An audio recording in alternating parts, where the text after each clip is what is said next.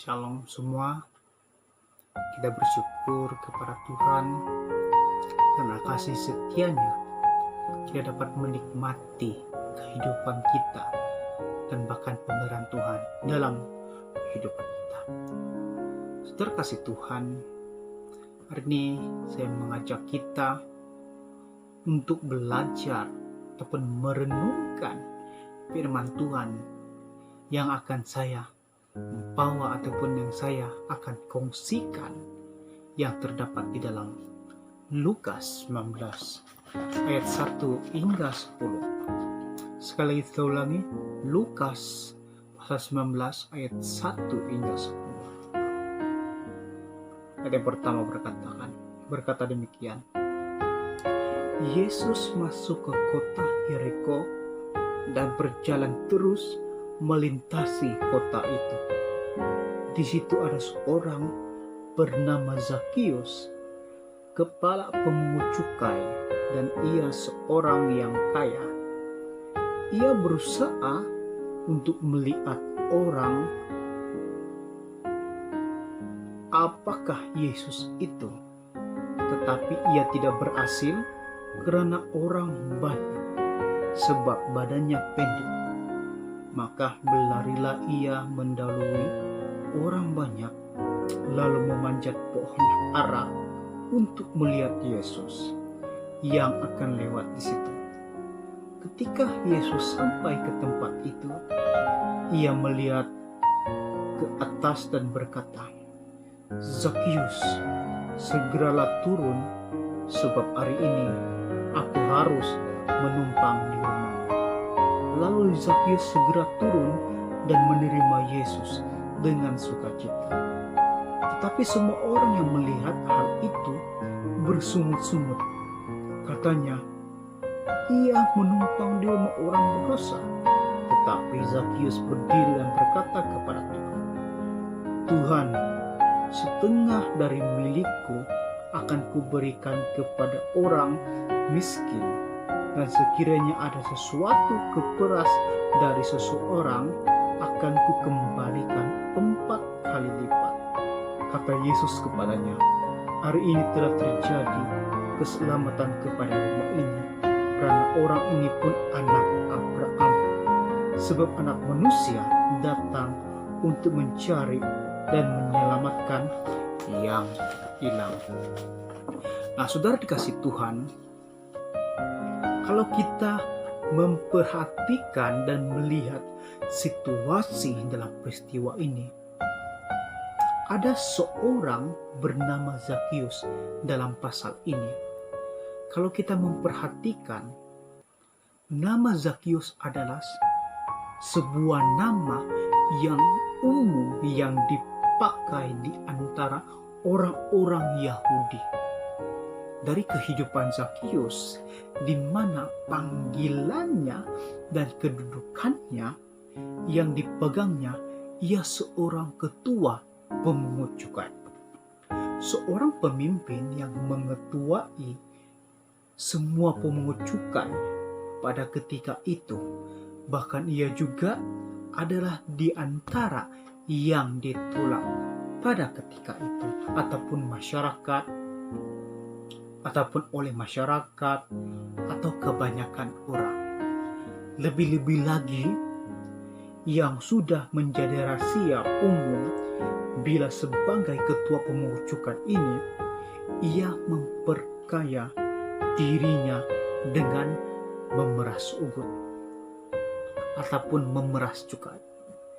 Namun apa yang terjadi dalam kisah hidup Zakius ini, ketika ia mendengar berita tentang Yesus ataupun bahwa Yesus yang sedang masuk ke kota Yeriko dalam melintasi kota itu, Zakius punya kerinduan yang sangat besar untuk ataupun ingin bertemu dengan Yesus pada ketika itu. Ia mempunyai kerinduan untuk bertemu dengan Yesus pada ketika itu. Nah, dalam kisah hidup Zakius ini ada 3 tahap perubahan dalam kehidupan Zakius yang akan kita pelajari. Ada 3 tahap perubahan hidup baru dalam Kristus yang akan kita pelajari bersama-sama. Nah, ada 3 tahap hidup baru dalam Kristus.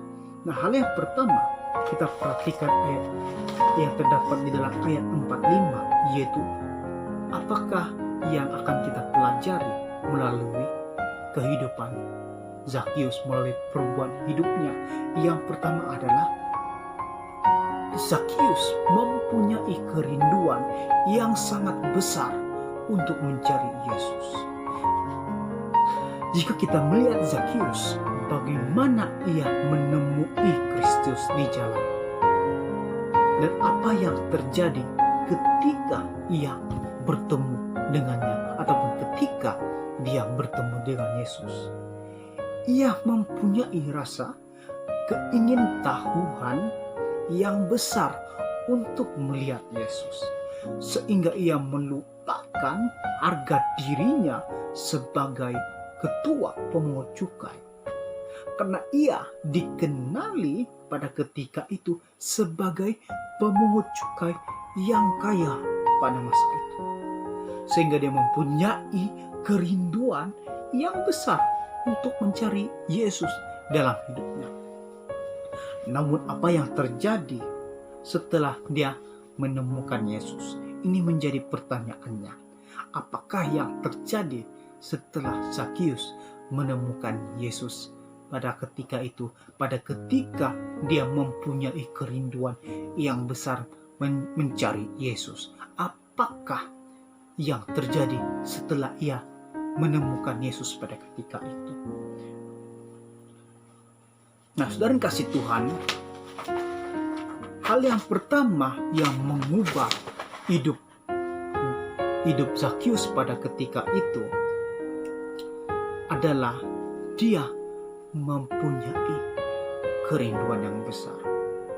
Dan setelah dia menemukan Yesus, setelah dia mempunyai kerinduan besar untuk mencari Tuhan, tidak kira apa statusnya, dia mempunyai keingintahuan dan kerinduan besar untuk menemukan Yesus. Nah, itulah sifat perubahan yang pertama yang dialami oleh Zakius.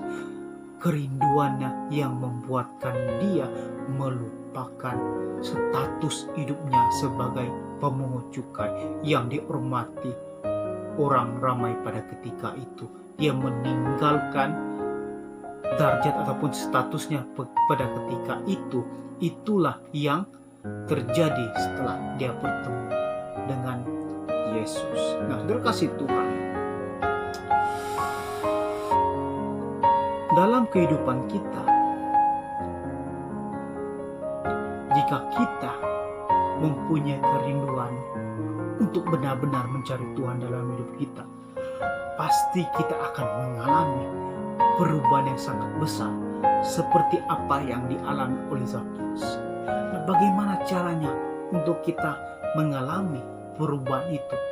Ini menjadi pertanyaannya, bagaimana kita mengalami perubahan itu? Yaitu rela terus menerus diperbarui ataupun rela untuk dibentuk oleh Yesus. Barang siapa berada di dalam Kristus, dia tidak hanya mengalami satu pengalaman pertobatan, tetapi juga terus-menerus berseru kepada Tuhan untuk diubah dan diperbaharui. Karena keselamatan kita terima bukanlah karena perbuatan baik yang telah kita lakukan, tetapi kasih karunia. Seperti apa yang dialami oleh Zakius, dia mengalami perubahan dalam hidupnya karena kerinduannya untuk mencari Tuhan.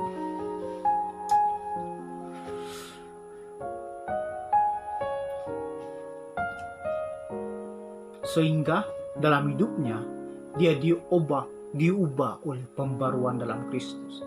Nah, melalui respon Zakius, ini kita dapat pastikan bahwa Roh Kudus sudah bekerja lebih dahulu pada diri Zakius. Sehingga dalam hal ini kerinduannya untuk mencari Tuhan adalah pekerjaan Roh Kudus kepadanya. Ini adalah hal yang pertama yang dialami oleh Zakius untuk menjadi pelajaran bagi kita. Nah, yang kedua, apa yang kita dapat pelajari daripada kehidupan Zakius, yaitu kita dapat perhatikan ayat 6 hingga ke-7, yaitu Zakius menerima Yesus dengan sukacita. Pada ketika Yesus berkata kepada Zakius untuk ingin menumpang di rumahnya. Nah, lalu apa yang dijawab oleh Zakius? Itu Zakius menerima Yesus dengan hati bersukacita, mendapat kehormatan sedemikian yang sangat besar atas rumahnya. Nah, ketika Zakius menerima Yesus dengan sukacita, inilah menjadi pembelajaran bagi kita, yaitu Zakius adalah seorang pribadi yang melakukan berbagai yang tidak diingini oleh masyarakat. Dia menindas masyarakat pada ketika itu dengan memeras unggut. Ini adalah perbuatan yang tidak diingini oleh Allah. Namun justru pada ketika dia menerima Yesus dengan sukacita, ini yang mengubah kehidupannya, menyedarkan dia setelah apa yang dilaluinya. Karena walaupun sedemikian yang dia lakukan, Yesus tetap mengunjungi, ataupun Yesus telah membuat satu permohonan kepada Zakius untuk ingin menumpang di rumahnya. Ini adalah satu kehormatan kepada Zakius, sehingga pada ketika itu dia menerima Yesus dengan sukacita. Nah, sambutan yang diberikan Zakius kepada Kristus untuk masuk ke dalam rumahnya merupakan awal dan tanda bahwa ia menerima Kristus ke dalam hatinya. Walaupun pada ketika itu, kalau kita perhatikan, ada banyak isu ataupun buah mulut orang ramai yang berkata-kata kepada Zakius. Ada banyak isu-isu yang berkata kepada Zakius, mengapa Yesus ingin menumpang di rumah seorang yang berdosa, dan rasanya tidak senang orang-orang akan sambutan yang hangat yang diberikan Kristus kepada Zakius. Tetapi Zakius tidak memperdulikannya, bahkan dia menerima kedatangan Yesus dengan hati yang terbuka. Nah, kalau kita melihat dari responnya terhadap tawaran dari Yesus, di mana Zakius mengalami pertobatan yang sejati. Sekali saya ulangi, Zakius mengalami pertobatan sejati. Ia menyadari bahwa perbuatannya dengan mencurangi ataupun menindas orang yang berhutang pajak pada kerajaan Romawi dengan cara memeras mereka untuk membayar pajak lebih banyak daripada jumlah yang seharusnya dibayar. Namun apa yang terjadi? Semua telah berubah apabila Zakius menerima Yesus untuk datang menumpang di rumahnya. Sudah dikasih Tuhan, pada ketika kita menerima Yesus dalam hidup kita, sudah pasti kita juga sama seperti apa yang dialami oleh Zakius. Namun konteksnya yang berbeza ataupun prinsipnya saja yang berbeza. Mungkin dalam kehidupan kita ada pelbagai pergumulan yang kita hadapi. Pada ketika kita menerima Yesus untuk masuk ke dalam hidup kita, iblis tidak akan senang melihat akan hal itu. Namun ada saja cara yang dia pakai untuk melemahkan iman kita untuk terus mencari Tuhan. Nah, lihat apa yang terjadi pada Zakius. pada ketika dia menerima Yesus dalam hidupnya, ada banyak isu-isu yang berkata kepadanya, bagaimana boleh terjadi Yesus dapat tinggal dengan, atau bagaimana boleh terjadi Yesus tinggal bersama dengan orang yang berdosa. Nah, ada banyak ruang mulut orang ramai yang memperkatakan tentang kehidupan Zakius, itu, ini, dan sebagainya. Tetapi apa kata firman Tuhan? Yesus datang bukan pada orang yang sempurna, tetapi kepada orang yang tersesat dan berdosa. Seperti seorang dokter merawat bukan pada orang yang sehat, tetapi kepada orang yang sakit. Demikian juga dengan saya dan saudara.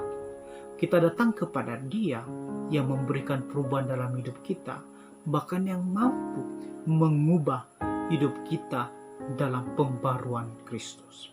Sehingga pada akhirnya kita akan mengalami satu perubahan yang diubah dalam proses Tuhan yang sangat luar biasa, yang mendatangkan satu pengharapan yang kekal dan abadi.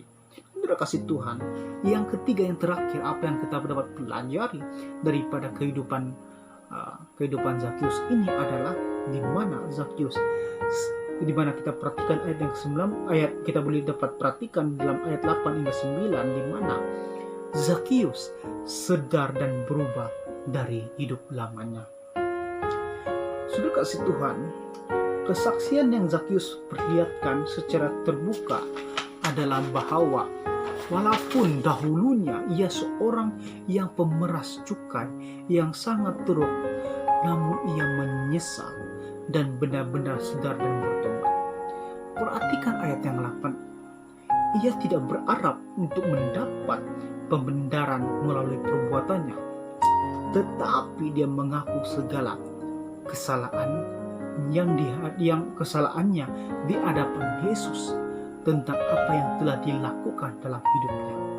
Perhatikan ayat 8. Zakius berdiri dan berkata kepada Yesus, Guru, saya akan mendermakan separuh daripada harta saya kepada orang miskin. Sesiapa saja yang pernah saya tipu akan saya bayar kembali 4 kali ganda. Nah, saudara kasih Tuhan, hal yang terbesar yang dialami oleh Zakius adalah di mana dia menyadari segala apa yang dilakukannya, sehingga perubahan itulah yang meninggalkan hidup lamanya menjadi ciptaan baru dalam Kristus. Dan apa yang dialami Zakius merupakan hadiah yang besar dalam hidupnya. Ketika kita mendapatkan hadiah yang besar, pastilah kita sangat senang. Betul, tidak ada orang yang tidak gembira jika mendapatkan sebuah hadiah. Bahkan juga tidak ada orang yang menerima hadiah dengan merespon dengan wajah sedih.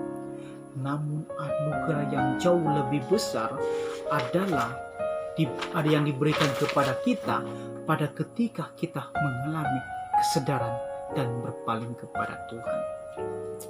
Zakius sadar tentang apa yang telah dilakukannya kepada masyarakat pada ketika itu.